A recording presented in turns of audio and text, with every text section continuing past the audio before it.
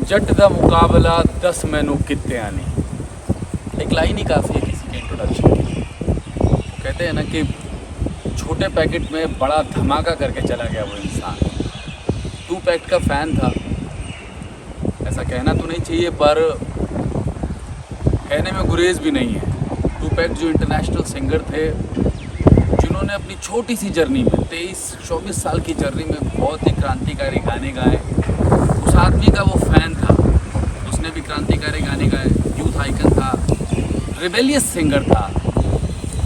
नाम आप सभी लोगों को पता चल ही गया होगा, सिद्धू मूसेवाला। जी हाँ दोस्तों, ये कहानी है सिद्धू मूसेवाला की।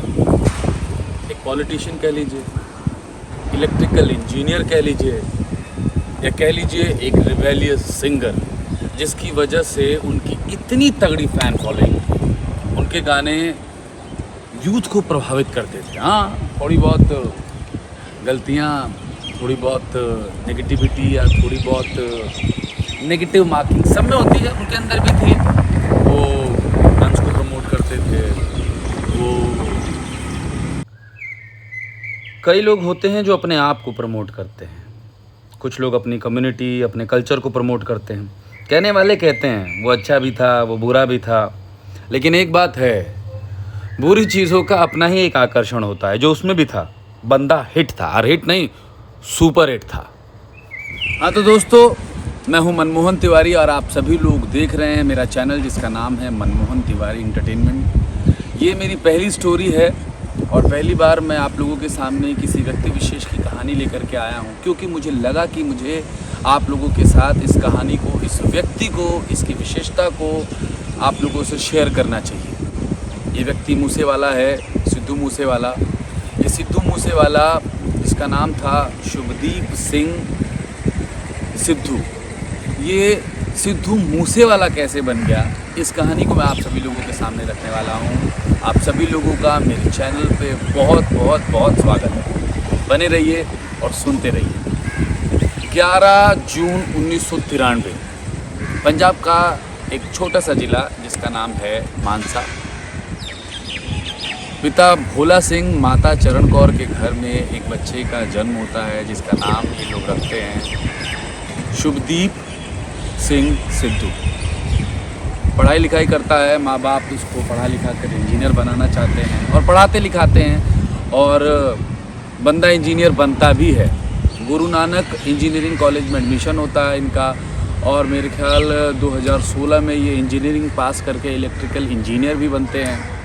पर लोगों को घर में इस बात का आभास नहीं था कि हम जिसको इंजीनियर बनाने की कोशिश कर रहे हैं, वो बंदा तो सिंगर बनना चाहता है, उसके अंदर तो एक आर्टिस्ट है, कलाकार है। और कहते हैं ना कि कलाकार वो होता है जिसका कोई आकार नहीं होता, जिस जगह डालो, जिस स्थान में डालो, वो वैसा डल जाता है। पूरी कोशिश कर रहे थे कि उनका आकार पंजाब में रह कर के उतना बड़ा हो जाए जो वो चाहते हैं। कलाकार तालियों का भूखा होता है। जब उनके माता पिता को दिखा कि हाँ भैया, इसने इंजीनियरिंग कर ली है, अब इसको यहाँ से आगे पढ़ाई के लिए भेजना चाहिए, तो उन्होंने उसको कनाडा भेजा पढ़ाई के लिए। तो वहाँ गए। जब वो वहाँ गए तो उनको दिखाई दिया, भैया इतना बड़ा है ये संसार। तब उनको समझ में आया कि इस स्थान पर मैं अपनी पढ़ाई के साथ साथ अपनी कला को भी समय दे सकता हूँ। फिर वहाँ के म्यूजिशियन से उनकी मुलाकात हुई, वहाँ के स्टेज शोज़ में वो गाने लगे। सबसे पहले वो लिखते थे, उन्होंने लिखना स्टार्ट करा। कोई एक दो एल्बम आई उनकी लिखी हुई, ओके चली। उसके बाद ये सिंगर के रूप में आए, द वैगन करके इनका पहला एल्बम आया, एवरेज था। उसके बाद जो दूसरा आया वो बम्पर था, वो धमाका था, वो सुपर हिट था, जिसका नाम था सो हाई। आप सभी लोगों ने सुना होगा, यूट्यूब में रिकॉर्ड तोड़ व्यूवर्स है उसके। उसके बाद PBX 1, जट दा मुकाबला जैसे गाने जिसमें आए, और उसके बाद तो ये स्टार थे। ये बंदा मतलब लोगों की पहुंच से बाहर था। सबको समझ में आ गया कि इस बंदे को करना क्या है। ये बंदा इलेक्ट्रिकल इंजीनियर था। ये बंदा कांग्रेस में आता है, पॉलिटिकल लीडर बनता है। इसको मानसा से चुनाव लड़ने का न्योता प्राप्त होता है। बंदा चुनाव भी लड़ता है। दुर्भाग्यवश क्या कहते हैं, वो कहते हैं ना कि कलाकार था, नेता नहीं था, नहीं जीत पाया। कोई बात नहीं, आम आदमी पार्टी के किसी कैंडिडेट ने इन्हें हरा दिया। आम आदमी पार्टी का समय चल रहा है, इसका भी समय था, बट सिंगिंग में, कलाकारी में। पर सवाल ये पैदा होता है कि जब ये इतना अच्छा कलाकार था, इतनी अच्छी इनकी फ़ैन फॉलोइंग थी, दिन दूनी रात चौगनी ये तरक्की कर रहे थे, आखिर क्यों किसी ने ऐसे व्यक्ति को गोली मारी, गोलियां मारी, या यूँ कह लीजिए। वो कौन सा गैंगवार था, क्यों था?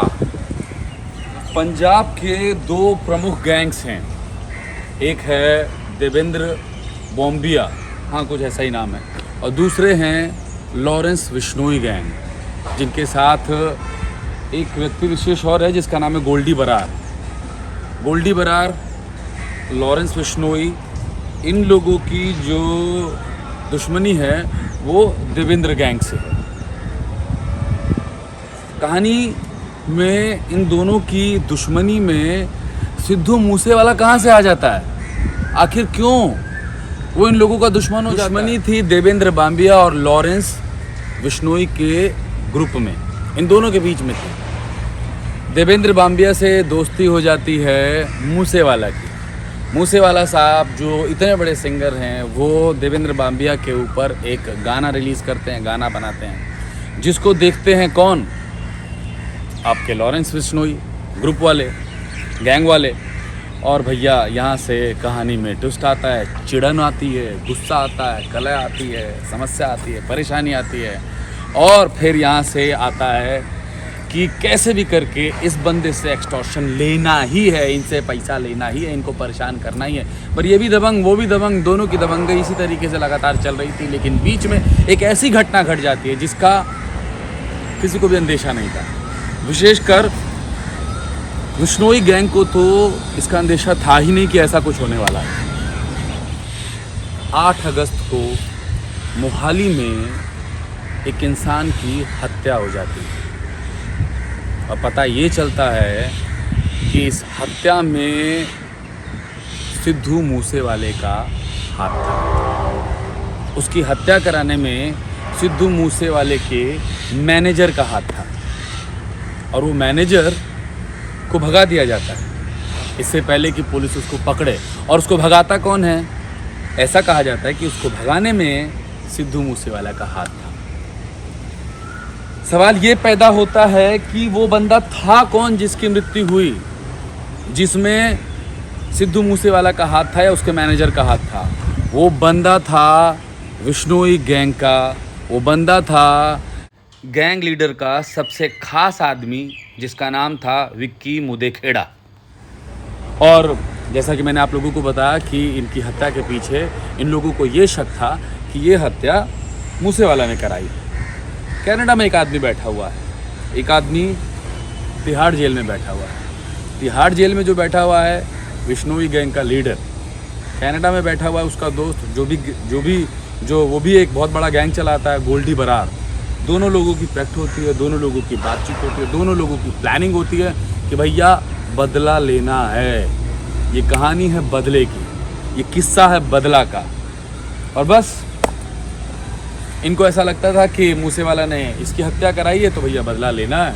और जैसा कि आप लोगों ने देख ही लिया होगा, ठीक हत्या के बाद में फेसबुक में एक पोस्ट आता है जिसमें गोल्डी बरार इस बात को कहता हुआ पाया जाता है कि हमने अपना बदला पूरा कर लिया।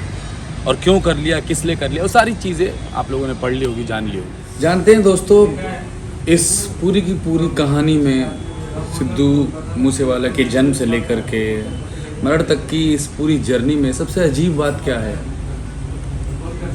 दोस्तों? इसको इत्तेफाक कहेंगे, विडंबना कहेंगे, या भगवान का इशारा कहेंगे। अपनी मृत्यु से ठीक 4 दिन पहले, मतलब 25 मई को सिद्धू मूसेवाला का लास्ट गाना रिलीज़ होता है जिसका नाम होता है द लास्ट राइड, जिसमें वो इस बात को शेयर करते हैं।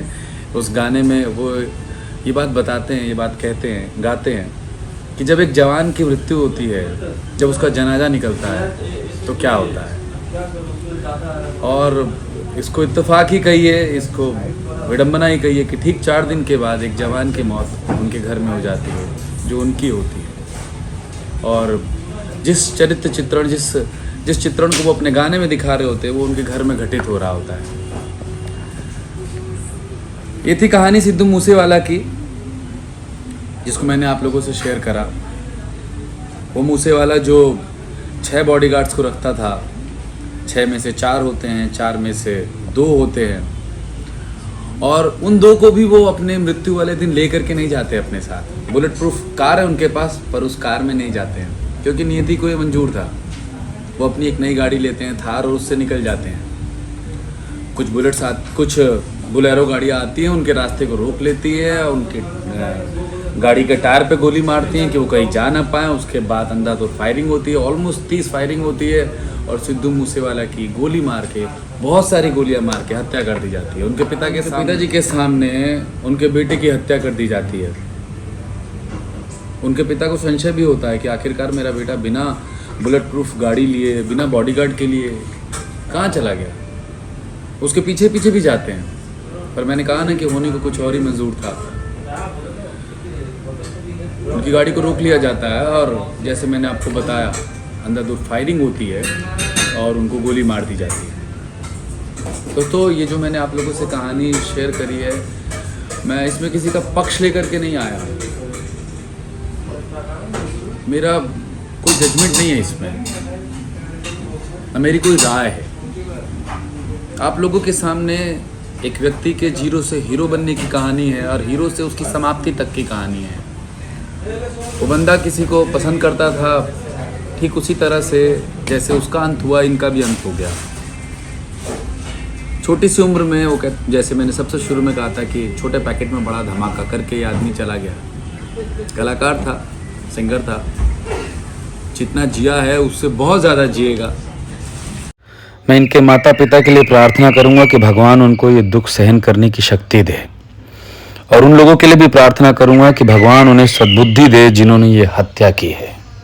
उन्हें बुद्धि दे कि वो दोबारा ऐसा काम ना करें। आप लोग देख रहे हैं मनमोहन तिवारी का मनमोहन तिवारी एंटरटेनमेंट चैनल। दोस्तों, प्रेम बांटे, प्रेम से रहें, मज़े में रहें, खुश रहें, स्वस्थ रहें, मस्त रहें, हंसते रहें, गुनगुनाते रहें, और यूं ही मेरा चैनल देखते रहें। मैं फिर आप लोगों के सामने आऊँगा किसी नई कहानी को लेकर के, किसी नए मुद्दे को लेकर के, और इसी तरह से बने रहें, प्रेम बरसाते रहें। Thank you very very much listening to me. नमस्कार।